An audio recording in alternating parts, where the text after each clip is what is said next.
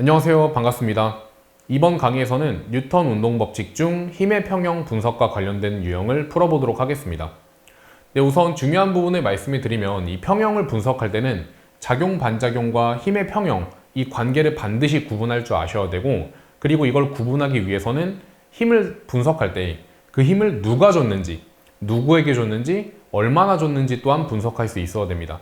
이를테면 예를 들어서 이런 식으로 두 물체 A, B가 정지해 있다고 한번 가정을 해보겠습니다.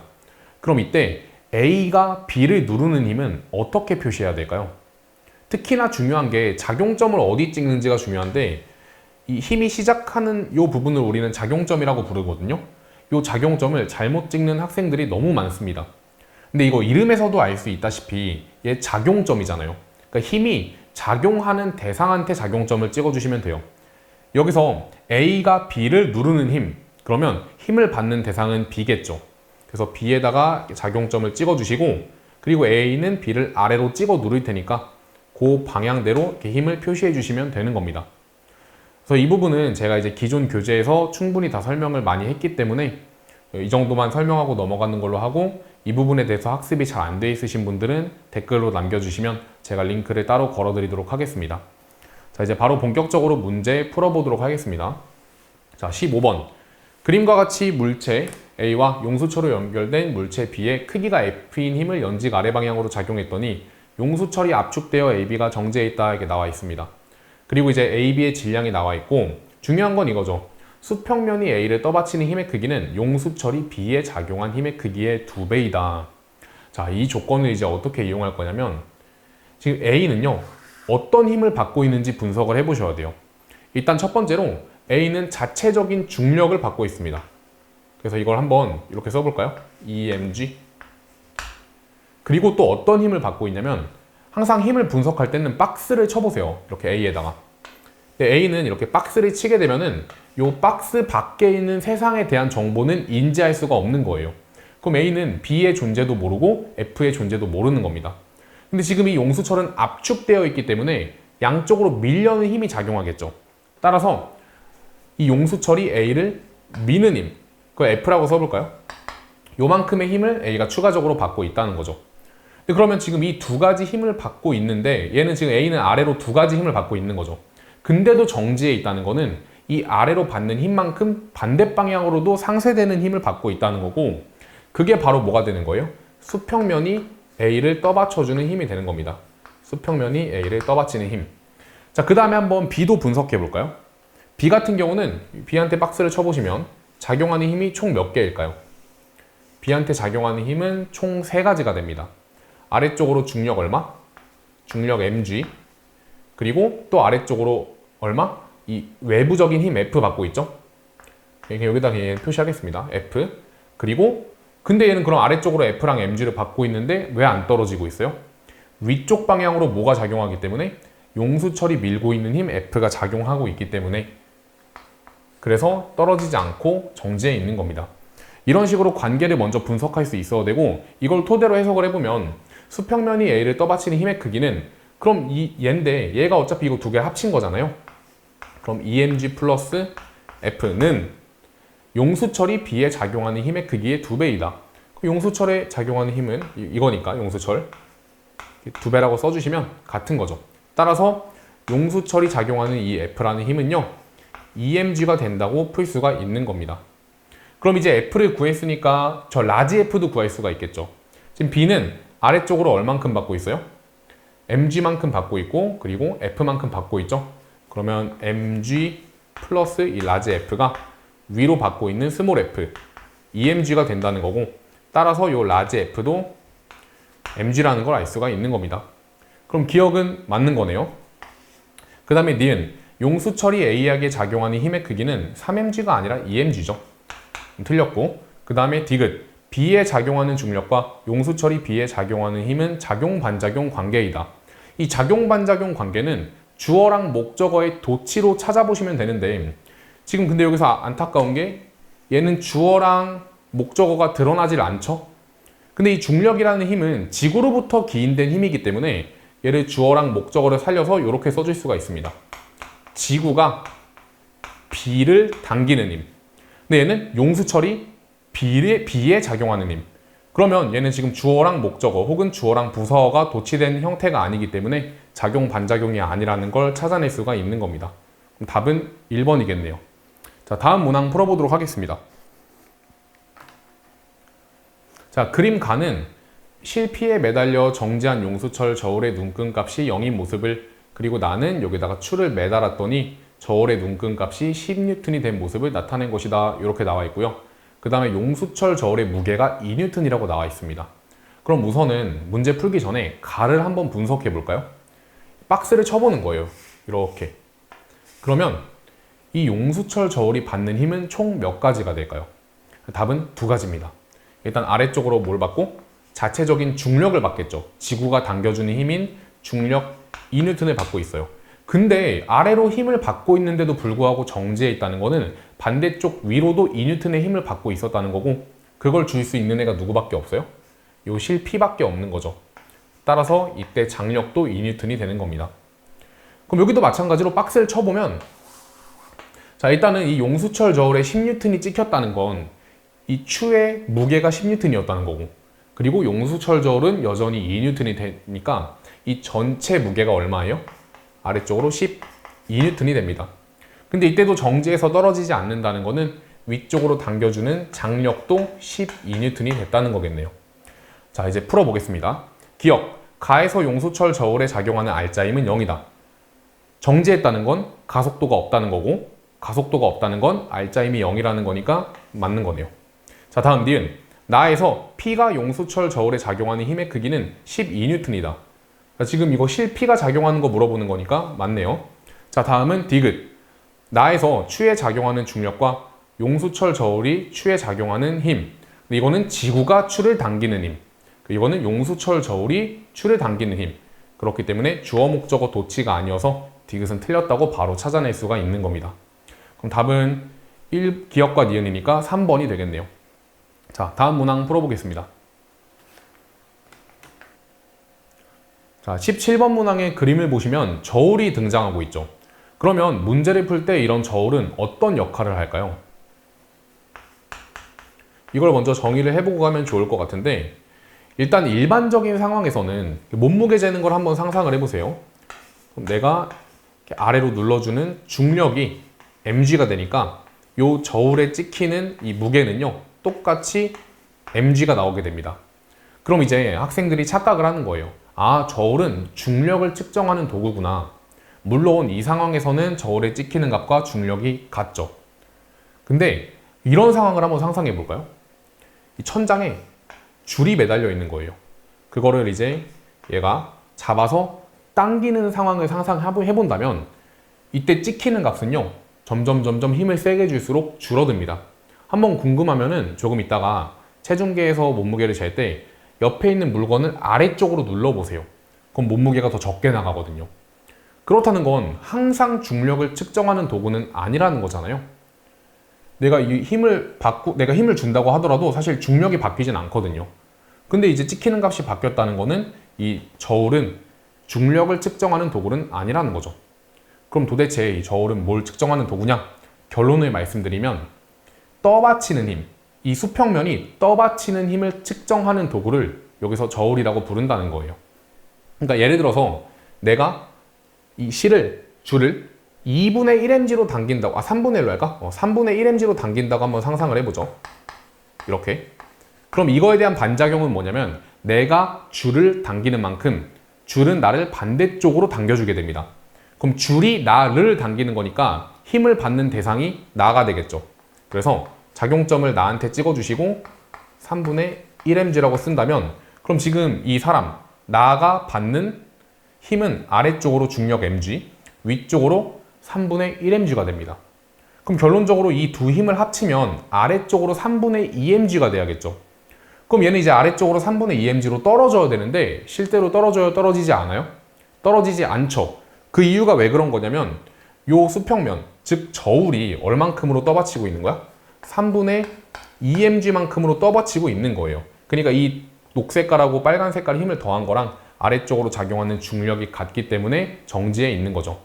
그럼 이 저울에는요, 바로 떠받치는 힘인 요 3분의 2mg라는 값이 그대로 찍히게 되는 겁니다. 그럼 지금 말씀드린 정보를 토대로 이 문제를 한번 분석을 해볼게요.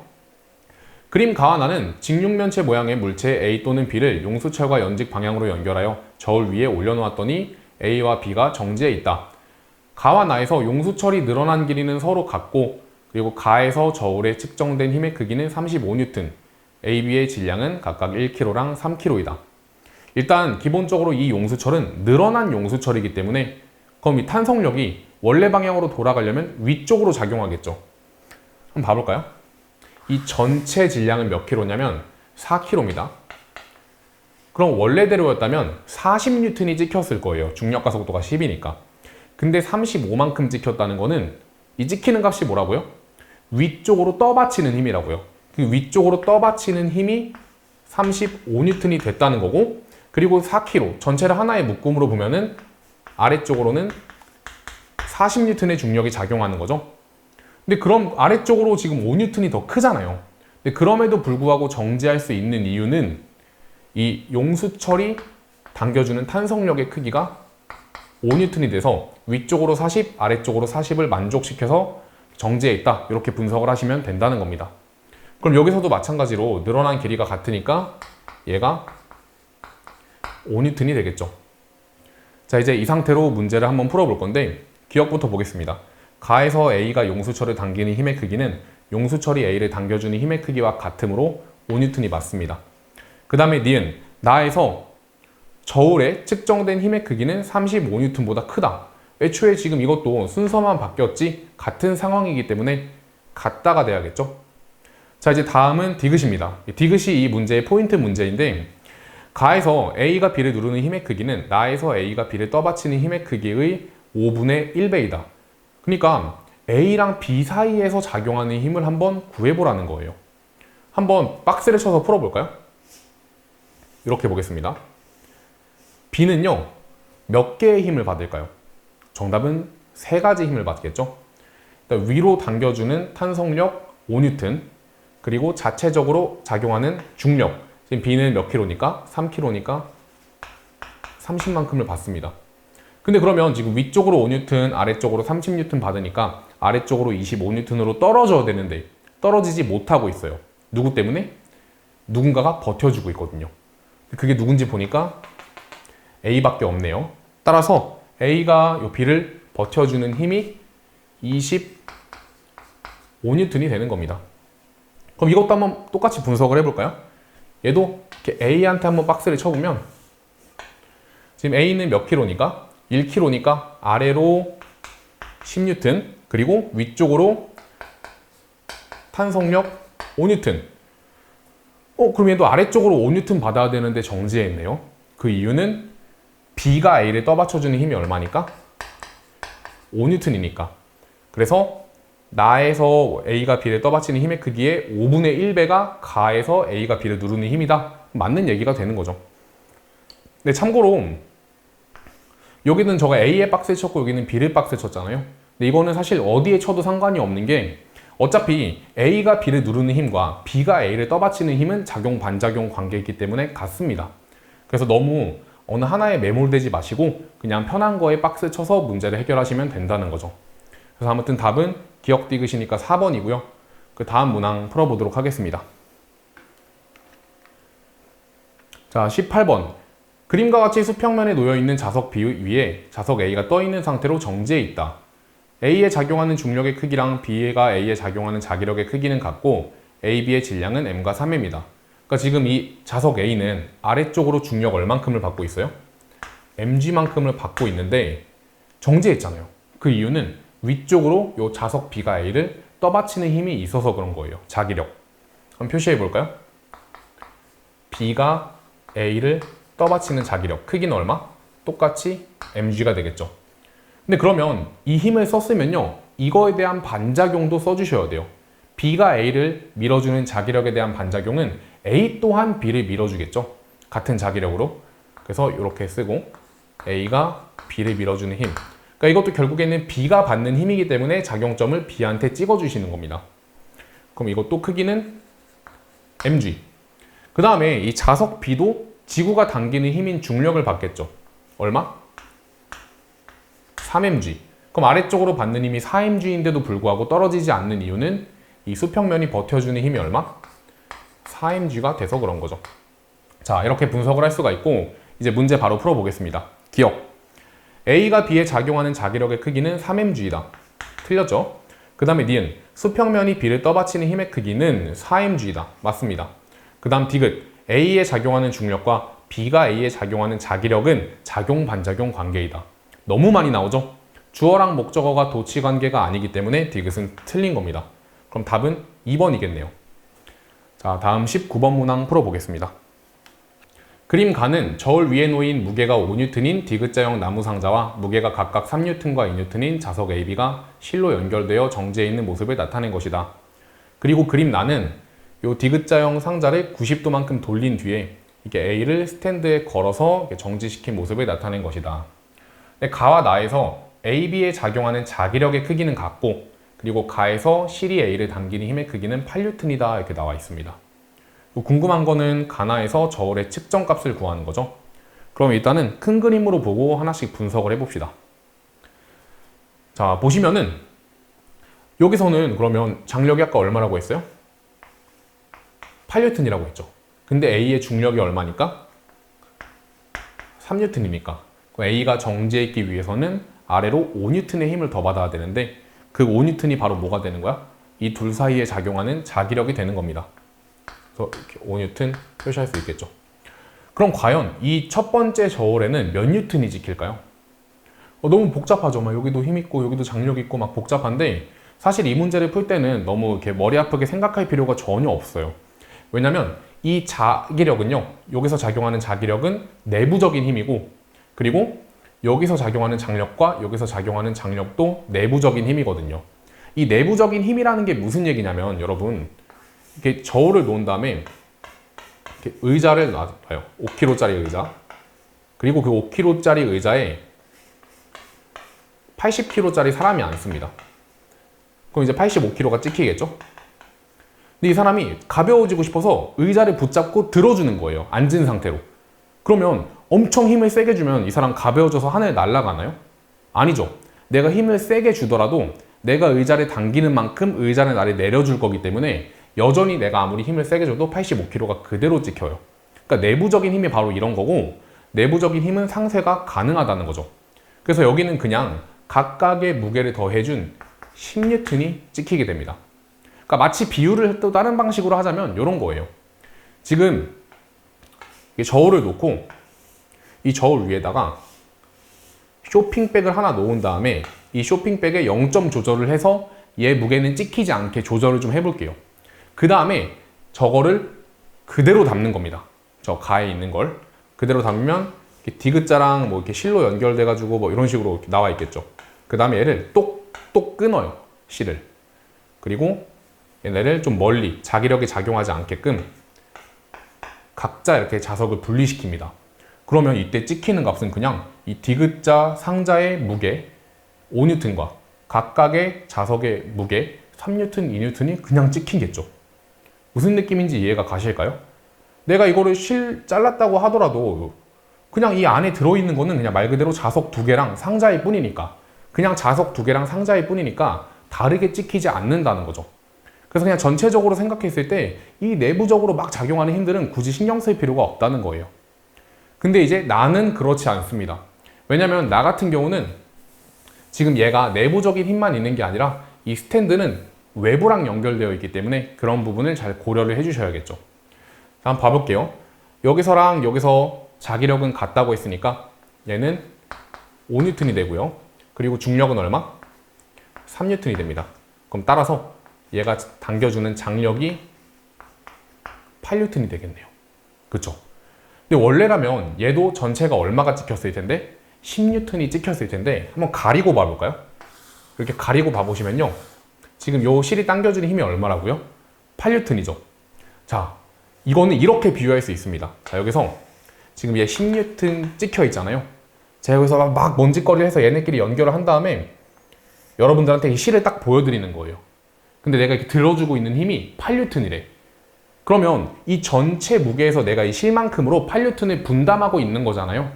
그럼 여기 찍히는 값은 2N밖에 안 되겠죠? 따라서 얘가 지금 8N으로 들어주고 있다는 거는 이 원래 전체 무게인 10N에서 그만큼이 깎인 2N이 찍힌다고 문제를 풀 수가 있다는 겁니다. 그래서 결과적으로 답은 1번이 되겠네요. 자, 이제 마지막 문항 풀어보도록 하겠습니다. 자, 20번은 이제 수능 문항인데 작년에 나왔던 기조를 좀 살펴보자면 이 자석의 자기력과 관련된 부분을 되게 많이 이용을 했다는 걸 알 수가 있죠. 이것도 크게 어렵진 않습니다. A, B, C의 질량이 각각 4kg, 1kg, 1kg라고 나와 있고 그 다음에 B, C 사이에 작용하는 자기력의 크기가 20N이래요. 그럼 이것도 이제 하나하나 힘을 좀 분석을 해보면 일단 이 자기력이 얼마? 20N이니까 먼저 써보겠습니다. 20N, 얘도 이쪽으로 20N. 근데 C의 B의 질량은 둘 다 1kg였죠? 그럼 중력 얼마? 10N, 10N이 되는 겁니다. 우선 C부터 분석을 해볼 건데 위쪽으로 20, 아래쪽으로 10인데 정제해 있다는 거는 아래쪽으로 10만큼을 더 받았다는 거죠. 따라서 요 Q의 장력이 10N이 되는 거고 그 다음에 B는 아래쪽으로 30만큼을 받는데 정제해 있다는 거니까 요 장력이 30N이 된다는 거죠. 그러면 30N이니까 여기로 끌어주는 것도 30N. 그리고 A는 질량이 몇 킬로니까? 4kg니까 아래쪽으로 40N. 그럼 아래쪽으로 40, 위쪽으로 30이니까 원래 아래로 10만큼 떨어져야 되는데 정지했네요. 그 얘기는 수평면이 A를 떠받쳐주는 힘의 크기가 얼마? 얘가 10N이었던 거예요. 그럼 이제 이걸 토대로 분석을 해보면 되는 거죠.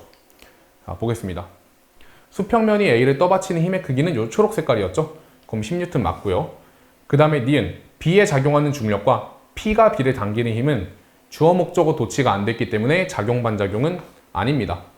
그 다음에 디귿 B가 C에 작용하는 자기력의 크기는 Q가 C를 당기는 힘의 크기와 같다. 봐볼까요?